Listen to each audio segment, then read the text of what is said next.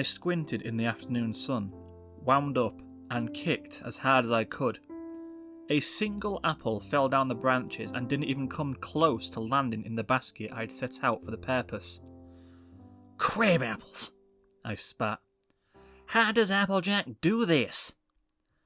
I gave the tree another kick and only got a sore foot.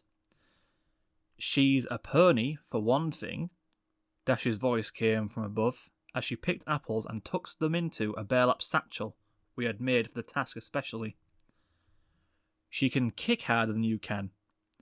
Plus, she's done it that way for years, probably."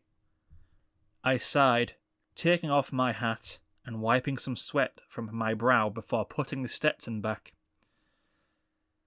"She likely gets a lot more done doing it that way," I mused. "Maybe if I tap in a little bit, just a little." "Hey, I'm all for using that awesome magic," Dash said as she drifted down to me, hanging slightly head down with her wings, creating a delightful breeze that smelled of a stormy night, of ozone and rain. "But just don't expect me to help if you crack a tree." I hesitated. She was right. I could easily shatter a trunk if I wasn't careful about it. I reached up and touched my pendant, still in the habit of wearing it after the war. I felt the magic inside and tapped it, ponying up and feeling the rush of power in my limbs. "Here goes nothing," I said, winding up and kicking the trunk with what I judged was half strength. The trunk shuddered and a few apples dropped free. It was encouraging. I wound up for another one, swinging a little harder. I heard the bark crunch under my boot, and another few apples dropped down, but most stayed stubbornly attached. "Ugh, consarn it," I said, kicking forward hard. "Drop, will ye?" The cracking sound was louder, and I felt the impact all the way up my leg. I looked down at the tree, and winced when I saw a boot-shaped impression in the trunk. I knelt and probed it with my fingers before determining that it would be okay. Apple Bloom drove up on one of the small tractors we had with a large bed and loaded up the satchels from Dash's endeavours and my pickings. She looked at the boot mark and glanced at me before starting the tractor up. "Maybe you should try shaking it instead," she called out before driving off. I shrugged and gave the tree a hard shake, watching as the apples started dropping down. I still missed the baskets, but I had no problem collecting them. "At least it didn't break," Dash said, wings furling as she landed. She held out the burlap sack to me and grabbed the other empty one before leaning in and giving me a kiss. Brief, but not lacking in passion. She winked at me as I stood there in a mild stupor, lips tingling. "I'll get going to the next batch, Jackie," she said, wings spreading again as she tucked the tops of the next batch of trees, the apples she picked being deposited into the satchel. I reached up and touched my lips. We had swapped kisses before, but nothing had felt like that. I stood numbly for a moment, then looked up at the tree beside me and climbed the ladder back to pick the last couple of apples left in the branches. I dropped back down just in time for Dash to set another satchel down on the ground. "I tell you what," I said quietly. "Let's take a bit of a break." "That ain't like you," Dash said, coming up and wrapping arms and wings around me. I smiled as I caught the word slip from her lips. Ever since we had gotten back, I had been hearing more of what the girls called countryisms come forth from her. I reached over and trailed a hand along her wing's primary feathers. "Maybe you're rubbing off on me just as much as I'm rubbing off on you," I smirked.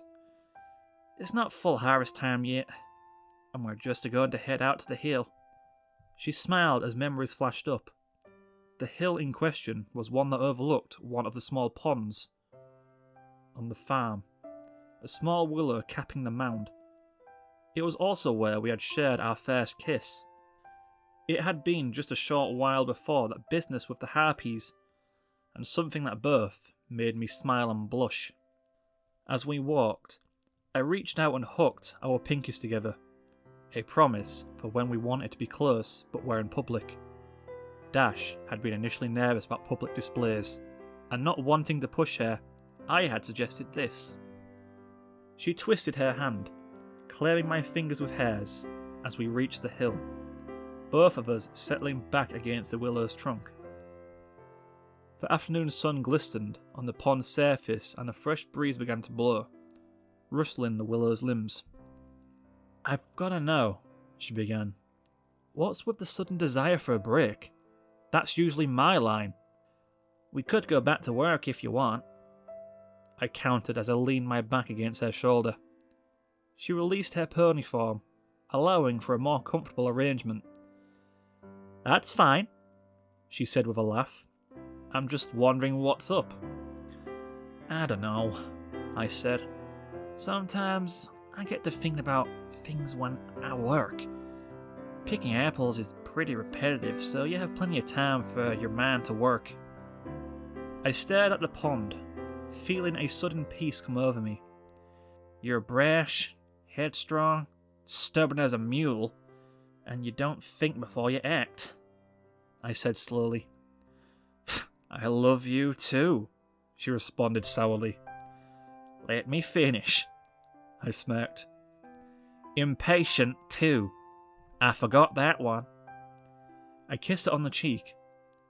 But for every one of those traits, there are just as much positives as negatives. When it comes to your friends, you don't hesitate to offer help, and you never go back on your word.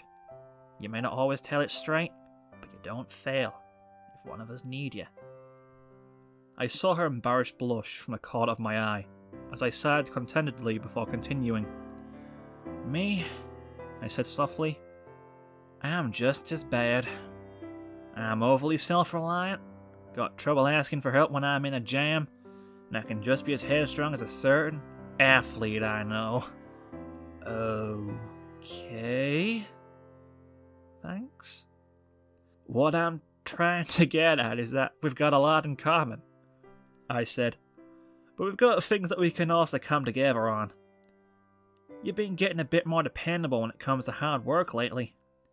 You might be able to keep up with us come harvest time." I leaned back, pulling her into my embrace as we watched the sun sink slowly, heralding the evening.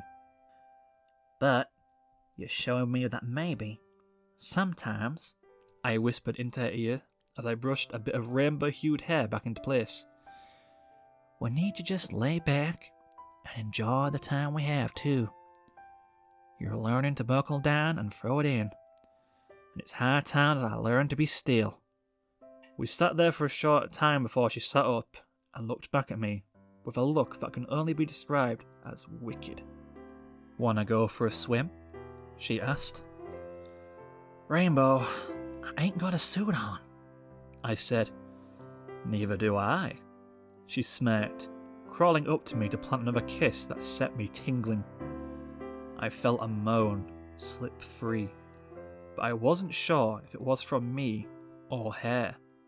When I came to my senses, she was sitting on her heels, unbuttoning the work shirt she was wearing, her fair middle already showing. My hat was on her head. I grinned and started unbuttoning my shirt too. I can learn to be still later. Time to show her how a country girl does things.